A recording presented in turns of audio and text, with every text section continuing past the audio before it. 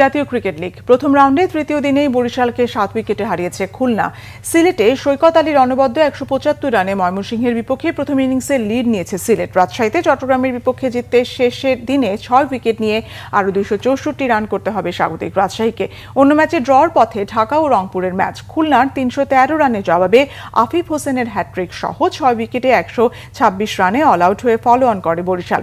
এরপর দ্বিতীয় ইনিংসে বরিশাল করে 224 রান, তাতে 38 রানের টার্গেটে 3 উইকেট হারিয়ে জয় নিশ্চিত করে খুলনা। 2 ইনিংসে 8 উইকেটে ম্যাচ সেরা হয়েছেন আফিফ। সিলেটে ময়মনসিংহে 401 রান তাড়া করে দ্বিতীয় দিনে 5 উইকেটে 198 রান করেছিল সিলেট। আহত হয়ে মাঠ ত্যাগ করা ওপেনার সৈকত আলী তৃতীয় দিনে পুনরায় ব্যাটিংয়ে নেমে খেলেছেন 8 ছক্কায় অনবদ্য 175 রানের ইনিংস।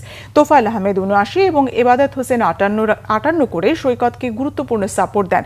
ময়মনসিংহের বোলিংয়ে রকিবুল হাসান একাই নিয়েছেন 168 রানে 9 উইকেট। এরপর দ্বিতীয় ইনিংসে বিনা উইকেটে 58 রান তুলে এখনো 30 রানে পিছিয়ে ময়মনসিংহ। সিলেটে অন্য ম্যাচে নাইম ইসলামের অপরাজিত 137 রানে ঢাকার বিপক্ষে প্রথম ইনিংসে 358 রান করে 137 রানে লিড নেয় রংপুর। এরপর জিসান আলমের অপরাজিত 80 এবং আশিকুর রহমান শিবলির অপরাজিত 46 রানে দ্বিতীয় ইনিংসে 2 উইকেটে 212 রান তুলে 75 রানে এগিয়ে ঢাকা। রাজশাহীতে চট্টগ্রামের বিপক্ষে 482 রানের টার্গেটে ব্যাট করতে নেমে 4 উইকেটে 219 রান তুলেছে স্বাগতিক রাজশাহী।